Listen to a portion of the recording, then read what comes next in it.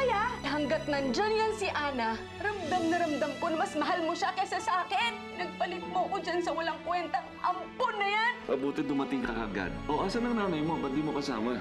Pinili niya po yung boyfriend niya kaysa sa akin. Hayaan mo na yun. Susubukan namin pantayan ang pagmamahal ng nanay mo. Alam mo, naibigay nila sa'yo yung mga bagay na hindi ko naibigay. Ayoko na ng drama bago ko umalis. Sige na, mag-iimpake na po ako. May hinala po ba kayo kung sino pwedeng gumawa nito? Wala naman kami kaaway. Napagdiskitahan lang kami ng mga adik dito. Bakit hindi mo sinabi yung tungkol sa death threat? Sigurado ako sila yung may pakana nito! May kasalanan ako sa kanila. Nangutang ako sa kanila. The Monteclaros, pwede tayong umutag sa kanila. Sila lang ang makakasalba sa buhay natin, Nina. We have a problem, Tito. Pwede po bang mangutang sa inyo? May balita po ako tungkol po kay Ate Becky. Andun siya sa daan, nabundol ng jeep. Ano? Nakita-kita lumaki sa bukid. Tapos mayaman ka pala. Dahil babalik ka na sa kanila, dapat yung 10 million, amin na ha. Oo naman, Ate Onay. Kulang pa yun sa pag-aalaga mo sa akin. Dapat bukas ng umaga nasa Maynila na tayo. Dapat makausap ko na rin ng lola at lola ko.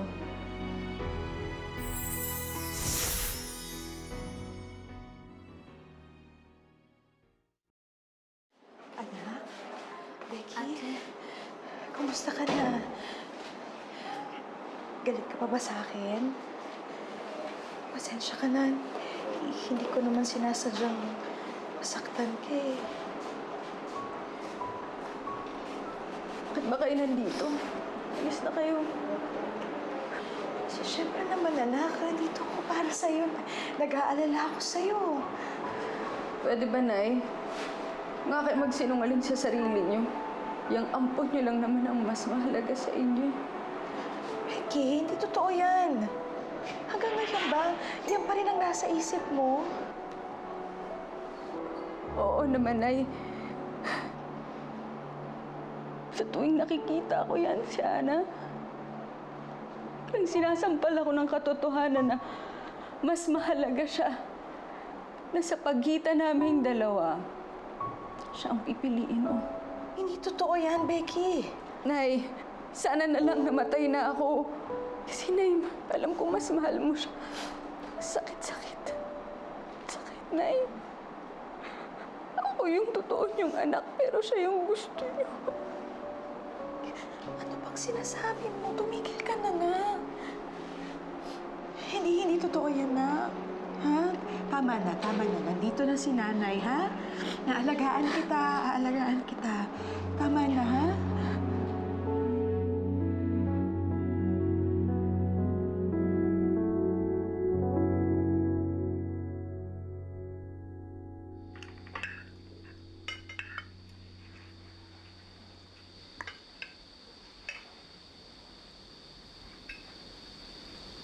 Magkaway pa ba kayong dalawa?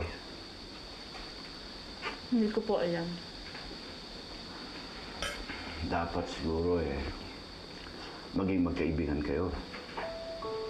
Gusto ko magkasundo kayo. Pwede ba na huwag na kayo mag-away?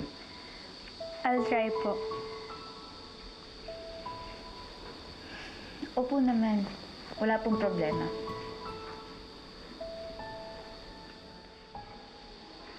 Oh, Lola, ano pong problema niyo?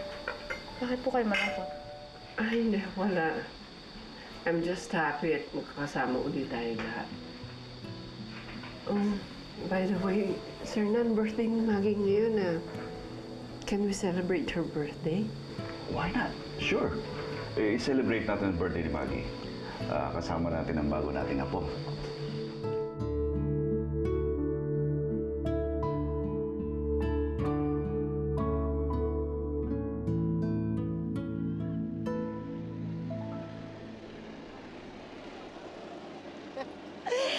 Nasa Maynila na tayo sa wakas! Woo! Mamaya naman nasa mga Monteclaro na tayo. Uy, Ate Onay! Kuya, pakinga, oh. Salamat, ha. Salamat. Pinsan, makakatungto na rin tayo sa mansyon! Naku! Natutuwa ako para sa'yo talaga. Kaya lang, paano mo mapapatunayang ikaw si Ana Karenina? Baka mamaya hindi tayo tanggapin dun, ha? Huwag mo nang isipin yan, ate. May pruweba naman ako na ako ang tunay na apo. no. Hoy! Huwag mo ako iwanan! Sabay tayo, ha? Ano, friend? Umiiyak na naman dyan. Bakit? Nagpadala ka naman sa kadrama ng ate mo. Totoo naman kasi, Dindi. Parang inagaw ko talaga yung atensyon ni inay kay ate. Konsensya tuloy ako. Kasi di ba ampon lang naman ako. Tapos si ate yung tunay na anak. Ay, naku. Kung makukonsensya. Kasi ang ate mo may pagkademonyita din. Tingnan mo, di ba, pag nilalapitan mo, ang sungit-sungit. Pag nakikipag-usap sa nanay mo, Diyos ko, abot hanggang sa amin. Tsaka understanding ko naman, friend, kung bakit ikaw yung pinili. Kasi ikaw yung mas mabait. Kahit na... Friend, hindi na umiyak dyan. Hindi na uwi. Basta, Dindi, buo na yung desisyon ko.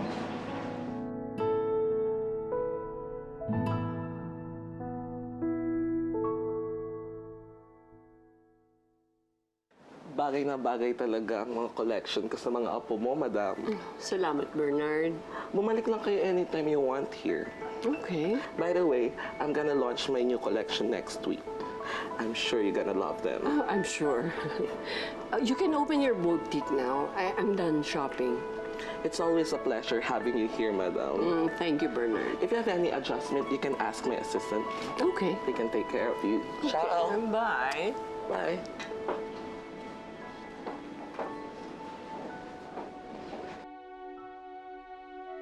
Ay, ang ganda nito! Naku, bagay na bagay ito kay Inoy. Siguradong bibilhin ko to. Yun? Yun yung pinili niyo eh. No. Mahal ko Chukachu eh. Hindi na. Magkagalit pala kami ni Inay. Dead mo na lang ako sa lahat ng pula. Akin ba lahat yan? Yes, ma'am. Nina, Po. don't worry. Kausap na ni Abel ang Lola Sernan mo at tungkol sa request mo, I'm sure papayag yun. Alam niyo po yung tungkol doon? Of course. Oh my God. Maraming salamat po, Mr. Monteclaro. Alam niyo, malaking bagay sa akin yung pagpahayag ninyo sa hinihingi kong loan. Walang anuman yun, Mrs. Fuentabella. Basta makakatulong ako at makapagpapasaya kay Nina, gagawin ko. Okay, so just file the loan requirements and we're good to go. Okay? Well, thank you. Welcome. Thank you so much. Maraming salamat po. You are very much welcome, Mrs. Fuentabella. I'm sorry, but we have to go for our next meeting. Okay. Abel, we have last-minute instructions for the loan.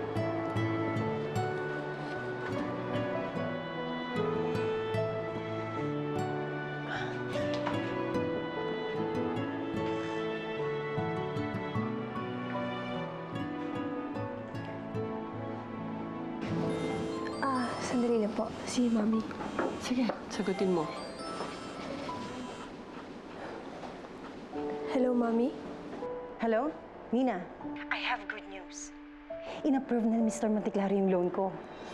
Wala na tayong problema. Makakabayad na tayo. Talaga po? Sige po. Thank you, Lola.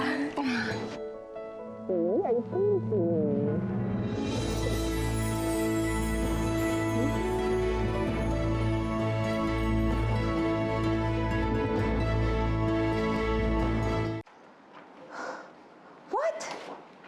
15 million pesos ang ipapahiram ni Uncle sa Bridget Fuentabella na yon? He's going crazy! Ruth, gusto lang mapasaya ni Uncle si Nina. Na sinasamantala naman ng Nina na yan. Teka, bakit pa ang init na ulo mo kay Nina? Dahil peke siya. At kung makahingi siya, kala mo siya ang tunay na apo. Good afternoon. Good afternoon, sir. Uncle! Hi! I heard pinapautang niyo daw ho si Bridget Fuentabella. Yes? Well, as COO of Monteclaro Conglomerates, ako mismo ang magpa-process ng loan niya. And Judith here will make sure na maayos na lahat tomorrow morning, right, Judith? Yes, ma'am. Talagang maasahan kita. Kaya nga hindi ako nagdalawang isip na iwan sa'yo kumpanya 15 years ago. But you know what? Coming back here is very nostalgic. Are you the new accountant? Yes, sir. Parang namiss kong pumasok dito sa opisina. And we miss you too here, Uncle. We do.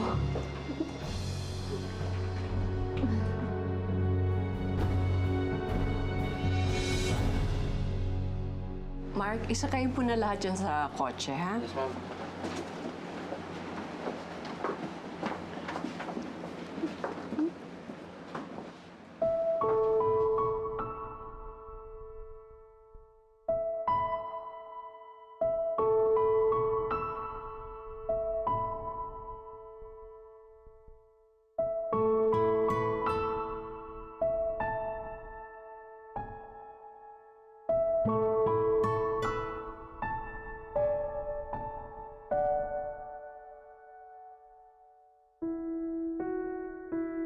Lola, alam mo, bagay ito kay Ana. What do you think? Opo. Oo nga. Miss, kukunin ko na rin to. I'm sure bagay na bagay kay Ana yan.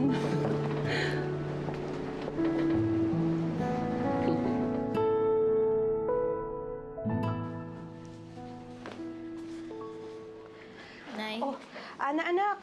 Ito, tingin mo pwede na itong mga damit na to para kay Ate Becky mo? Nay, Oh, Nay, babalik na po ako sa mansyon. ano? Bakit hindi pwede? Di ba sabi mo, dito ka lang? Di ba hindi mo kami iiwan? Di ba sabi mo kasama kita? Nay, ayoko na po dito. Namimiss ko na po yung buhay mayaman. Yung ulam na hindi isda. Yung palaging nagsha-shopping. Nay, kagabi nga hindi ako makatulog eh. Kasi walang aircon dito eh. Uy, ano? Ano ba nangyayari sa yung bata ka, ha?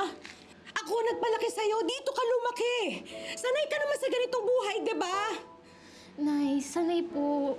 Pero Nay, ayoko na po ng ganitong buhay, Nay. Ayoko na po mabuhay ng mahirap.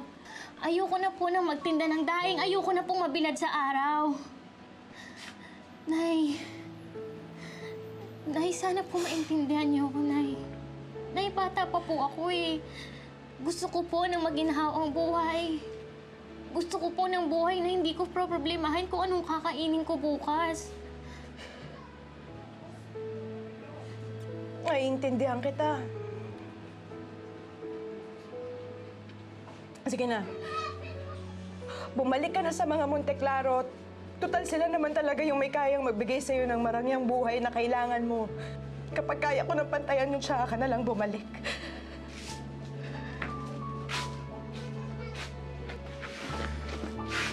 Aalis na po ako, Nay.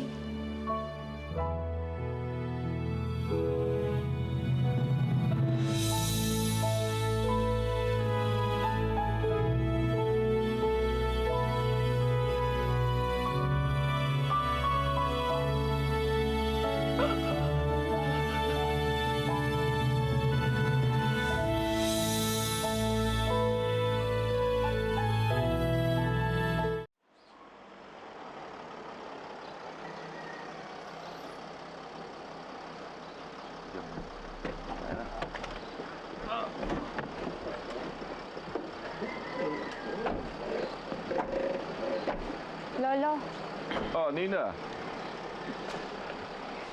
sinabi sa akin po ni Mami yung tungkol dun sa loan. Salamat po. No problem. Basta kung ano kailangan mo, sabihin mo lang sa akin. Kung kaya ko ibigay, bakit hindi? Lalo na sa aking apo. Sorry po. Sorry. Bakit? Bakit siya parang nailang? Anong problema niya? Dati ko naman napansin na uncle yan eh. Parang naiilang siya pag ginawa ka ng ibang tao. Hindi rin alam kung bakit eh. Rinaldo, tayo na. May pag-usapan tayo sa office. Sinabi ko na sa inyo na eh. Hindi kayo nakinig sa akin. Iniwan din kayo nung ampon nyo. Pampera talaga yun. Grabe ka naman po, Ate Becky. Hindi naman po mukhang pera ang best friend ko. Anong hindi mo pampera? Kaya ngayon umalis kasi ayaw na sa hirap. Nakatikim lang ng konting ginhawa, yumabang na. Tama na yan, ha?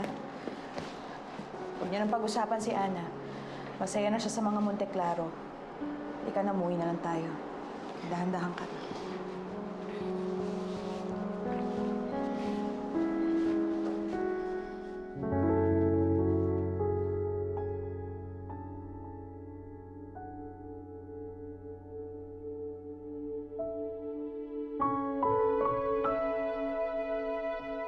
Lolo, Lola, hindi po ako makakabalik sa mansyon. Bakit, anak? Kasi po, Lola, kakalabas lang po ni nanay sa ospital. Gusto ko po sana siyang makasama habang nagpapagaling siya. Ma'am, bakit? May bisita po kayo. Sino? Bumalik. Bumalik ka? Akala ko ba kailangan ka ng nanay mo? Opo. Kasi po mas kailangan ni Ate Becky si Inay. Ayoko po maging sagabal sa kanila. Buong buhay ko po ako yung binabantayan ni Inay. Ang gusto ko po ngayon, si Ate Becky naman. Di bale. Importante na andito ka. Reynaldo, ayusin mo lang yung pag-transfer ng mga apo ko sa school ni Carla. Sige, sir. Oh, Ana. Mabuti dumating ka. Bumalik ka rito. Lola, salamat po at pinayagan niyo po ulit ako bumalik. Oo naman. Welcome kayong tatlo dito. Reynaldo, isa si Ana sa ina-transfer mo na school. Sige, sir. Ana, kailangan natin pag-usapan ng pag-transfer mo. Pwede pa kitang makausap sandali for some information? Sige po. Sige, Ira. Sir, ma'am? Sige. Ako, ang saya-saya ko at bumalik si Ana. Ako din, Carmela. Pakiramdam ko, buo na naman pamilya natin. Nandito na naman ang tatlong anak Karenina.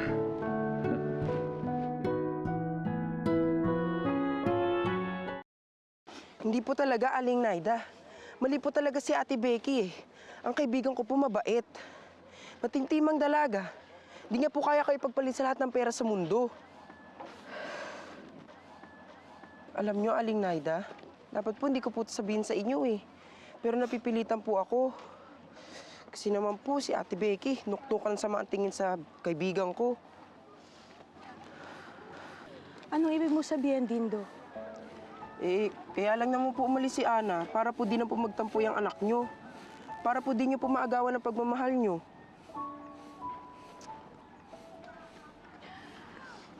Alam ko naman yun, Dindo. Ako ang nagpalaki kay Ana. Alam ko ang ugali nun, kahit yung mga bagay-bagay na hindi niya sinasabi sa akin. Alam ko yun. Nararamdaman ko. Sobrang mahal na mahal kami ni Ana. Lalo na ang Ate Becky niya, mahal na mahal ni Ana. Kaya nga masakit eh. Kasi alam niya kailangan niya magsinungaling para lang pakawalan ko siya.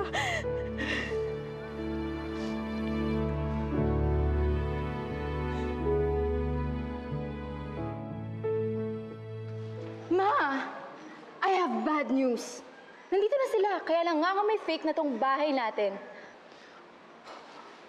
Ma!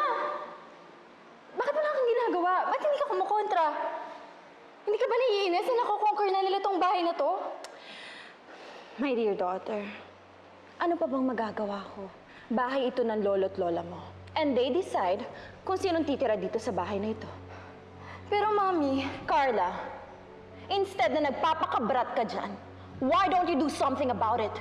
Total, ikaw naman madalas nila makasama eh. Dahil ako, palagi lang ako nasa office the whole day. So if I were you, I'll start using my head and figure out kung anong dapat gawin sa kanila. dapat kasi mahanap na lang yung tunay na Ana Karenina na yan. Para hindi na nakikisiksik yung mga fakes na yan dito sa bahay na to.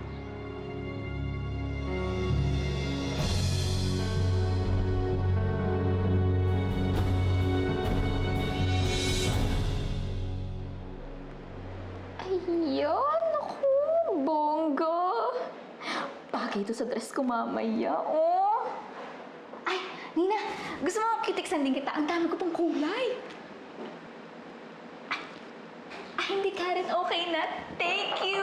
Thanks for the offer, do. Nga pala, ang ganda-ganda ng kuko mong bagay na bagay sa'yo. Stupid. Stupid.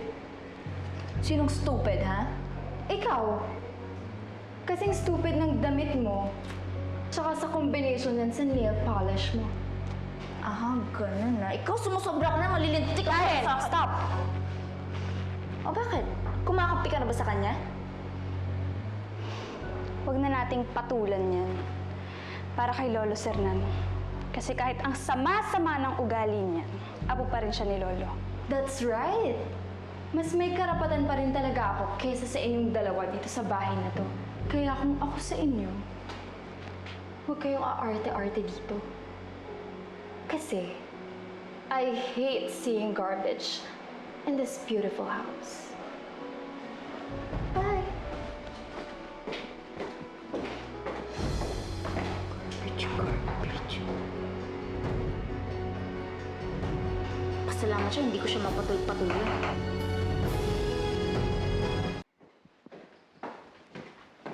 Nakita ko yung ginawa mo, Hindi ko gusto yun. And what? Pagsasabihan mo ko? Kuya, pwede ba for once, ako naman yung kampihan mo? Bakit? Carla, hindi nga maganda yung ginawa mo eh. Bakit ka ba galit na galit kay Karen? Bakit ka inis na inis sa kanila? Tinatanong pa ba talaga yan? Kuya, dahil nasa kanila focused ang atensyon ni Lolo. Dahil palagi sila lumalabas nila Lola. Pero tayo never. Dahil hindi ka nag-reach out kina Lolo. Since bumalik sila, hindi ka man na naglalambing. Tapos magre-reklamo ka? Hindi ka kaya mag-effort? Kuya, dapat nasa atin ang atensyon nila by default. Wala dun sa mga fake na Ana Karenina na yon. And why? Dahil tayo ang tunay na mga Monteclaro. Tayo ang tunay na apo. Right? Ana, tignan mo, oh. Naku, bagay na bagay sa'yo. Lola, ang ganda naman po nito. Kaya ako siguro binili yan dahil alam kong babalik ka dito.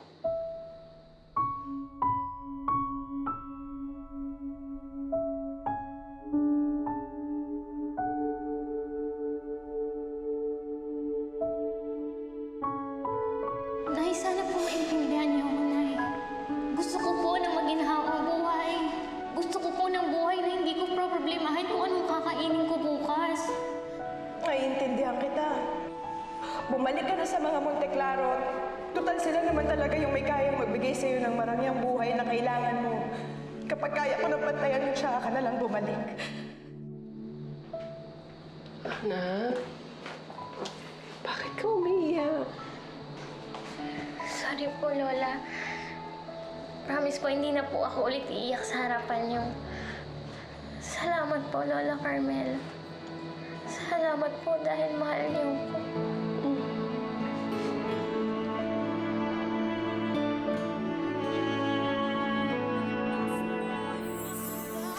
Nakakaloka yung Carlang yun! Talagang nakakainis si Carla. Uy, sorry. Forgot na naimatay ka pala pag nakita mo ako. Parang kaya ko nang tumingin sa'yo. Guwapo ka pala talaga, no? Lakas mo talaga mambola, Karen. Ngayon lang kita natitigan. Manong, ito ang mansya ng mga Monteclaro, di ba? Oo, bakit? Anong kailangan nyo? Kailangan po namin sila makausap. Ngayong gabi po. Lola, maraming salamat po at pinaniwalaan niyo ako ni Lolo. Walang anuman, Ana Karenina. Can't wait na makitang hila-hila na nila yung mga bag nila palabas. For them. Hindi tayo apo dito, mga ampun lang tayo. Kaya kahit anong oras, pwede na tayong paalisin. Lola, may tanong po kasi ako. Tungkol sa... Bakit nandito pa po si Ana, Karen at Nina? Bakit hindi niyo pa po sila pinapaalis? Kasi hindi naman sila yung tunay niyong apo eh.